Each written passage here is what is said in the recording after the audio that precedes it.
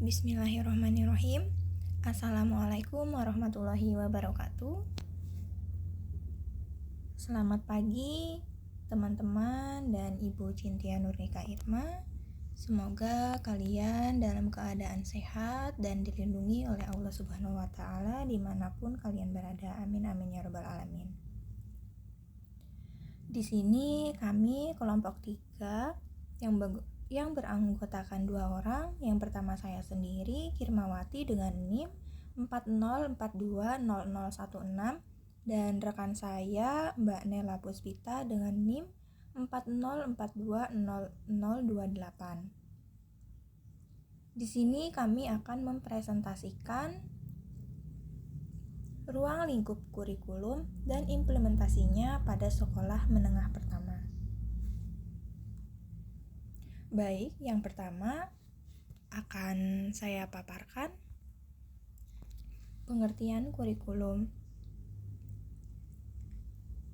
Kurikulum ini merupakan rancangan pendidikan yang merangkum semua pengalaman belajar yang disediakan bagi siswa di sekolah. Nah, di dalam kurikulum ini terintegrasi filsafat, nilai-nilai, pengetahuan, dan perbuatan pendidikan. Kurikulum ini disusun oleh para ahli. Nah, para ahli di sini yaitu ahli pendidikan atau ahli kurikulum. Selanjutnya ahli bidang ilmu, pendidik, pejabat pendidikan, pengusaha, serta unsur-unsur masyarakat lainnya. Jadi dalam penyusunan kurikulum ini tidak hanya melibatkan satu saja, tetapi beberapa.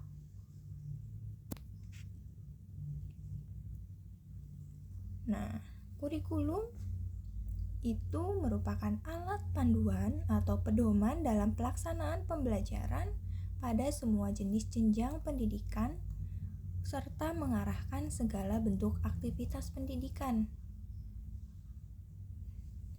Dalam konteks nasional, pendidikan perubahan kurikulum merupakan politik pendidikan yang berkaitan dengan kepentingan berbagai pihak. Mulyasa pada tahun 2014. Nah, mulai tahun 2013-2014, pemerintah mulai memberlakukan kurikulum baru. Kurikulum ini disebut kurikulum 2013. Nah, kurikulum 2013 merupakan penyempurnaan dari kurikulum selanjutnya, dari kurikulum sebelumnya, yaitu kurikulum 2006. Yang pada dasarnya kurikulum ini adalah perubahan pola pikir dan budaya mengajar dari kemampuan mengajar tenaga pendidik dalam melaksanakan proses belajar mengajar. Kurtilas ini atau kurikulum 2013 ini memiliki tujuan, itu untuk mempersiapkan manusia Indonesia agar memiliki kemampuan hidup sebagai pribadi dan warga negara yang beriman, yang kreatif, yang inovatif, dan afektif, serta mampu berkontribusi pada kehidupan bermasyarakat, berbangsa, bernegara, dan peradaban dunia. Sini kita kutip dari Permendikbud nomor 69 tahun 2013. Selanjutnya yaitu implementasi kurikulum. Nah, dalam pengimplementasian kurikulum 2013 ini harus melibatkan seluruh komponen atau semua komponen, termasuk juga komponen-komponen yang ada dalam sistem pendidikan itu sendiri. Juga menurut Mulyasa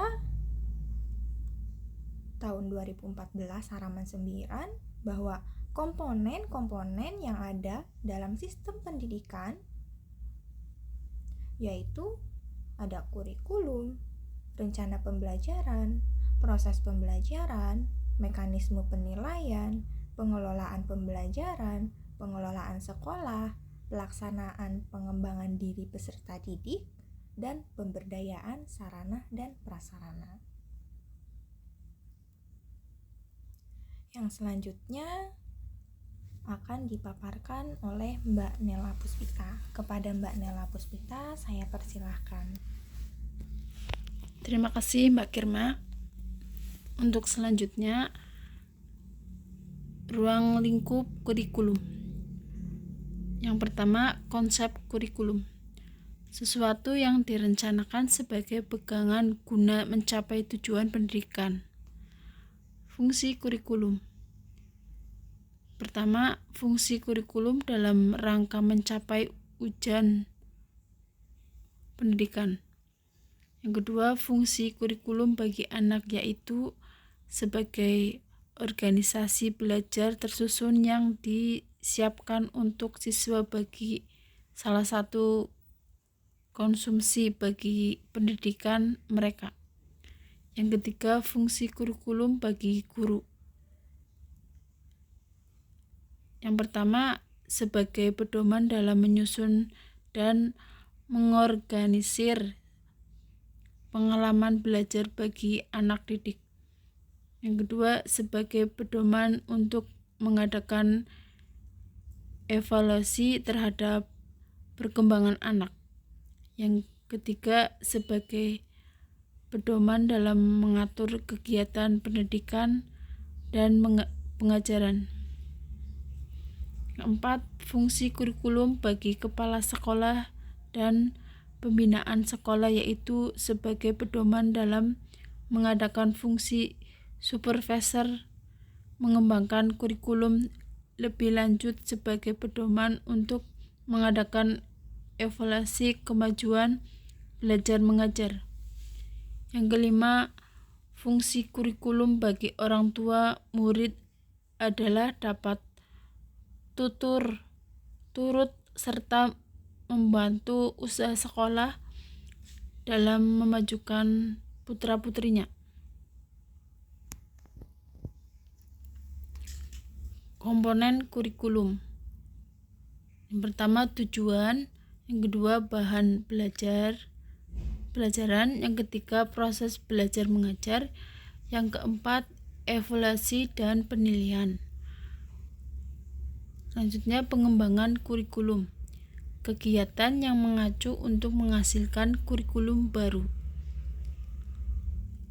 Landasan-landasan pengembangan kurikulum. Pertama, landasan filosofis. Yang kedua, landasan sosial budaya. Yang ketiga, landasan psikologis. Yang keempat, landasan organisatoris. Yang selanjutnya, review jurnal. Untuk jurnal pertama yang berjudul Kesiapan Guru Bahasa Indonesia SMP dalam Implementasi Kurikulum 2013. Yang pertama dengan memperhatikan karakteristik kurikulum 2013, guru-guru bahasa Indonesia SMP di Kuloborgo Tenggolo siap mengimplementasikan kurikulum 2013 di sekolah masing-masing. Kesiapan guru dalam mengimplementasikan kurikulum 2013 dapat dilihat dari aspek pemahaman isi perencanaan pembelajaran, pelaksanaan pembelajaran, dan ketuntasan belajar. Yang kedua, guru-guru bahasa Indonesia di SMP di Kuloborgo meskipun tergolong siap tetapi belum dapat memahami standar kompetensi lulusan atau SKL untuk diturunkan pada kebutuhan siswa. Selain itu, pemahaman kompetensi dasar dan kompetensi inti belum baik sehingga ketika menyusun RPP, guru masih berpatokan pada buku pegangan dan RPP yang lama. Yang ketiga, penguasaan guru terhadap strategi dan metode pembelajaran masih kurang. Yang keempat, faktor-faktor pengabatan kesiapan guru dalam mengimplementasikan kurikulum 2013 seperti kurangnya pelatihan atau sosialisasi kurikulum, kurangnya buku ajar, dan prosi materi yang tidak sama harus segera diatasi. Jurnal yang kedua yang berjudul Analisis kesulitan yang dihadapi oleh guru dan peserta didik sekolah menengah pertama dalam implementasi kurikulum 2013 pada mata pelajaran matematika. Kesulitan-kesulitan yang dihadapi guru dalam mengimplementasikan kurikulum 2013 pada mata pelajaran matematika yaitu guru kurang memahami tujuan kurikulum 2013 dan pendekatan saintifik. Yang kedua, penggunaan bahasa dalam buku teks sulit dipahami dan kurang efektif dalam meningkatkan proses pembelajaran. Yang ketiga, guru kurang mampu melaksanakan proses pembelajaran yang menuju keterampilan aplikatif. Yang keempat, guru kurang mampu melakukan proses belajar yang membuat peserta didik menjadi ingin melakukan pengamatan dan eksperimen. Yang kelima, guru kurang mampu melakukan proses belajar yang menumbuhkan kreatif peserta didik.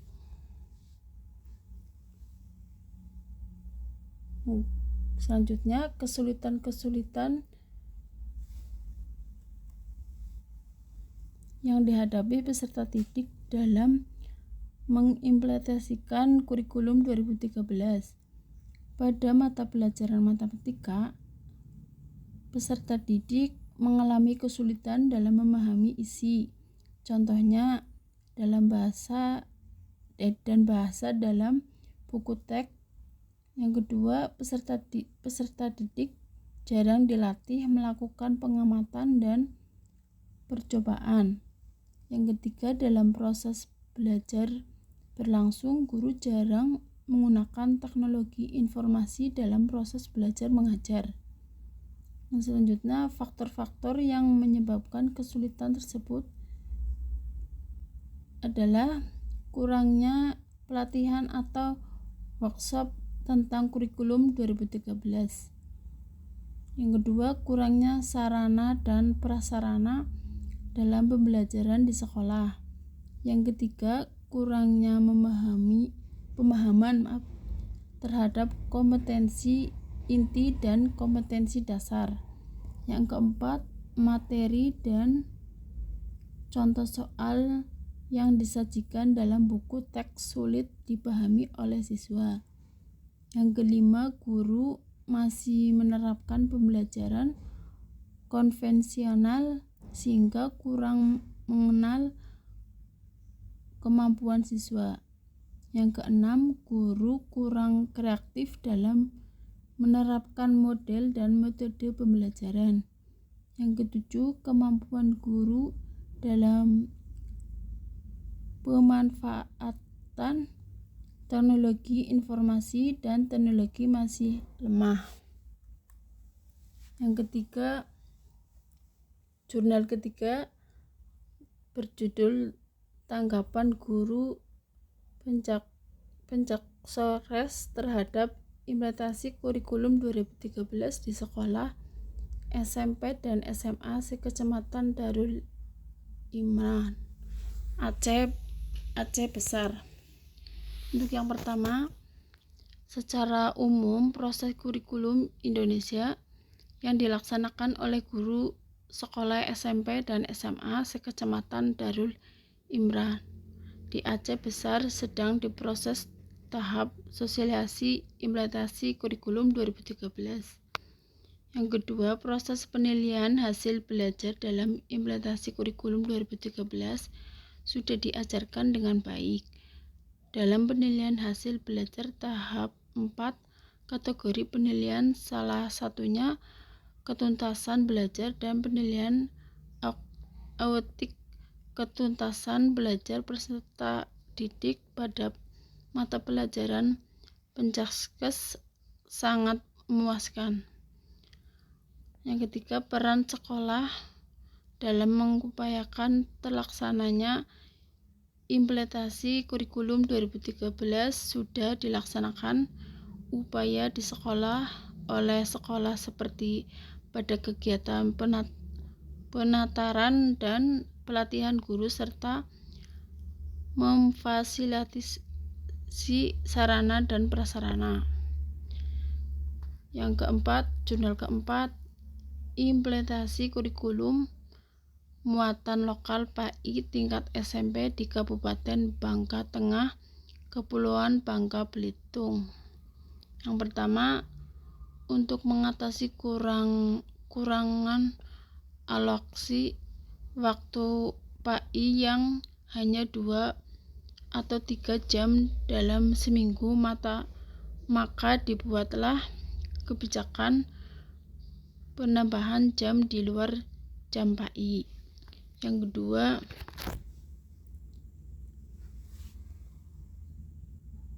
salah satu strategi agar penambahan jam tersebut belajar efektif, maka pemerintah Kabupaten Bangka Tengah, Kepulauan Bangka Belitung membuat kebijakan pelaksanaan kurikulum muatan lokal yang berbasis PAI. Yang ketiga, muatan lokal yang dilaksanakan berupa muatan lokal terstruktur berupa muatan lokal Iqra dan muatan lokal yang tidak struktur, yaitu pembinaan sholat duha dan sholat berjamaah, membaca Al-Quran, pembinaan budi pekerti, dan mengadakan ceramah agama. Untuk jurnal yang kelima berjudul Implementasi Kurikulum 2013 dalam Pembelajaran Bahasa Indonesia berbasis Teknologi Informasi Komunikasi.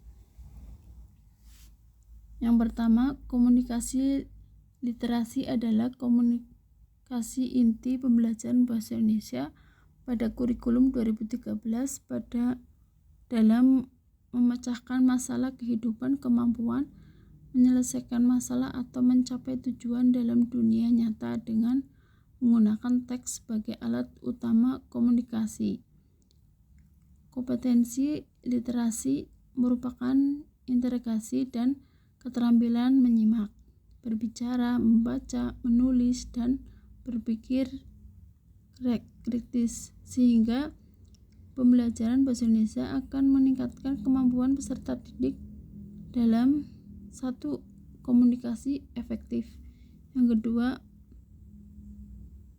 meningkatkan kemampuan peserta didik melakukan inklusir.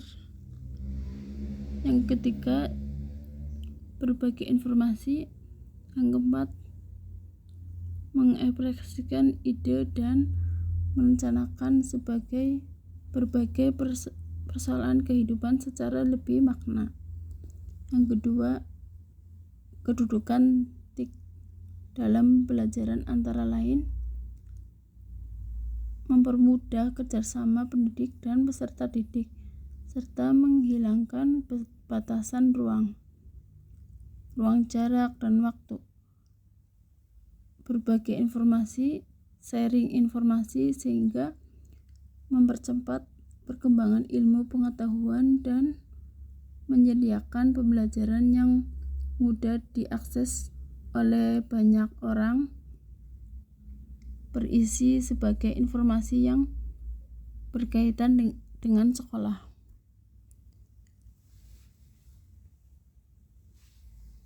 Yang selanjutnya, implementasi pembelajaran bahasa Indonesia berbasis TIK mampu diterapkan dalam keterampilan bahasa seperti menyimak, berbicara, membaca, menulis, dan pembelajaran apresiasi sastra.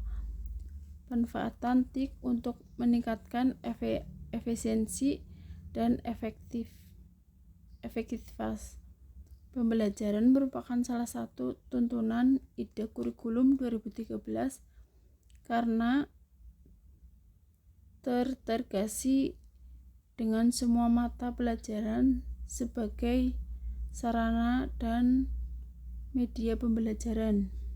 Untuk selanjutnya saya kembalikan ke Mbak Kirma. Terima kasih saya sampaikan kepada Mbak Nela Puspita. Baik teman-teman, review artikel selanjutnya akan saya paparkan. Artikel ke-6. Artikel ke-6 ini berjudul Implementasi Teknologi Informasi dan Komunikasi dalam Proses Pembelajaran Kurikulum 2013. Nah, di dalam artikel ini disebutkan untuk pengetahuan dan keterampilan si guru di SMP Negeri 3 Pelaka Tinggi ini terhadap media TIK dalam proses pembelajaran kurikulum 2013 sudah cukup besar dan baik. Keterampilan guru di SMP ini dalam menggunakan media berbasis TIK menunjukkan bahwa si guru telah atau sudah menguasai keterampilan komputer, terkhusus pada program Microsoft Office.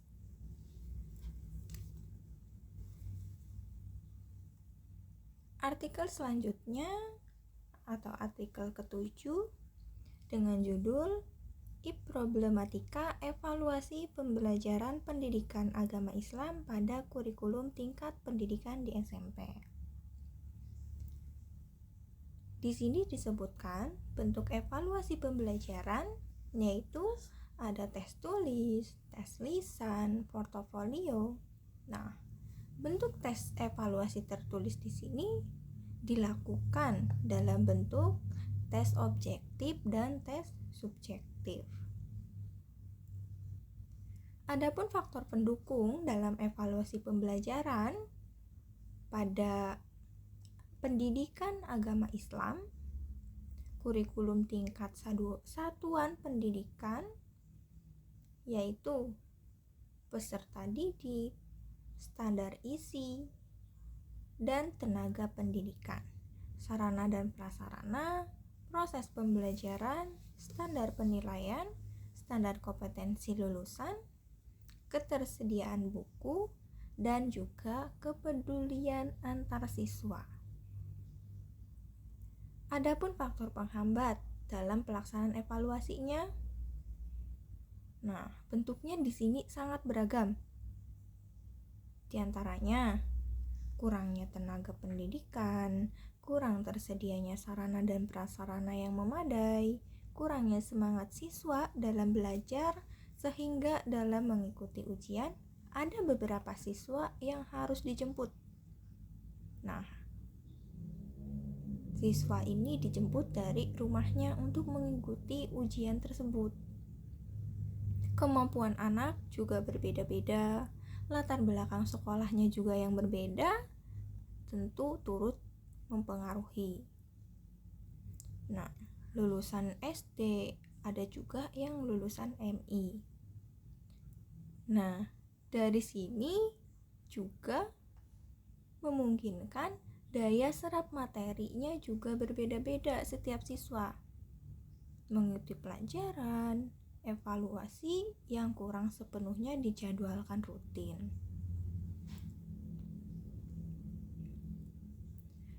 Di dalam artikel ini juga disebutkan solusinya untuk mengatasi faktor penghambat tersebut. Nah, upaya mengatasi kurangnya tenaga pendidik itu yaitu dengan merekrut guru honorer sebagai pengganti guru TIK. Adapun solusi untuk kurangnya semangat belajar yaitu dengan memberikan pengarahan dan motivasi belajar. Solusi untuk masalah penguasaan anak didik yang tidak sama dengan mengadakan remedial dan program pengayaan. Ada juga guna memecahkan problem latar belakang pendidikan yang berbeda, yaitu dengan cara pemberian bimbingan lebih pada mata pelajaran pendidikan agama Islam. Dan juga menanamkan sikap peduli siswa. Solusi juga untuk mengatasi materi kurang menguasai, yaitu bisa dengan cara memperbanyak bacaan terhadap materi yang akan diberikan. Nah, ada juga solusi untuk penanganan siswa yang tidak respon. Bisa dilakukan dengan cara alat bantu. Alat bantu ini berupa media yang sesuai dan metode yang tepat pada setiap materi yang diberikan.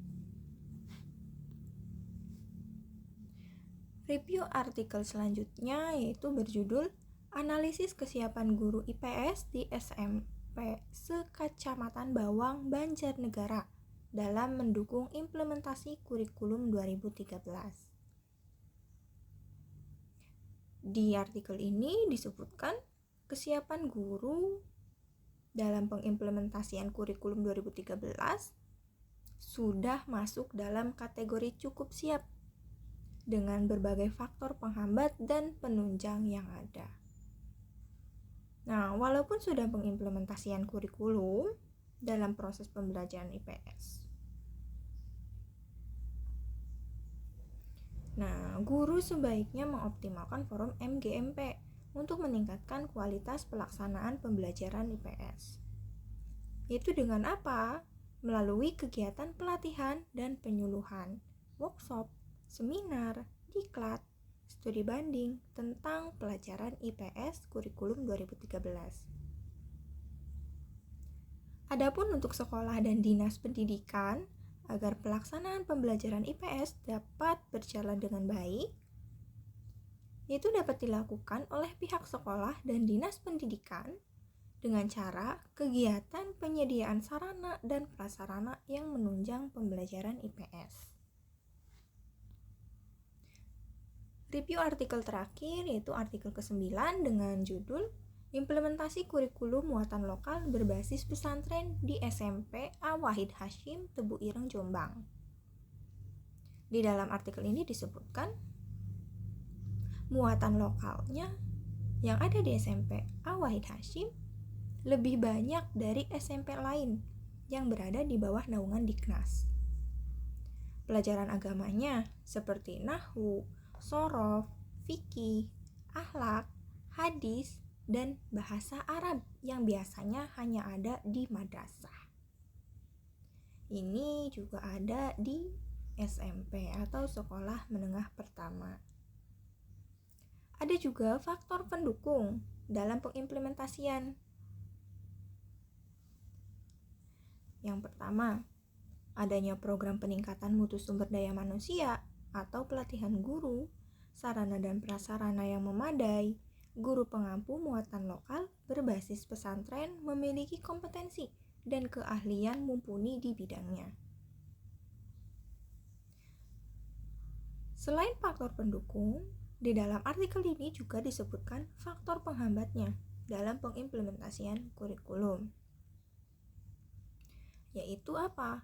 Kurangnya minat belajar siswa, input peserta didik yang berasal dari sekolah dasar umum, keterbatasan alokasi waktu pada pelajaran bahasa Arab. Itulah tadi pemaparan hasil diskusi dari kelompok kami. Jika ada pertanyaan, tambahan ataupun sanggahan, silahkan nanti kalian sampaikan ketika kami sudah mengupload video ini ke channel YouTube, bisa seperti itu. Nah, mungkin cukup sekian presentasi dari kelompok kami. Kurang lebihnya kami mohon maaf dan kami ucapkan terima kasih kepada teman-teman yang sudah bersedia menonton video kami. Sekian, wassalamualaikum warahmatullahi wabarakatuh.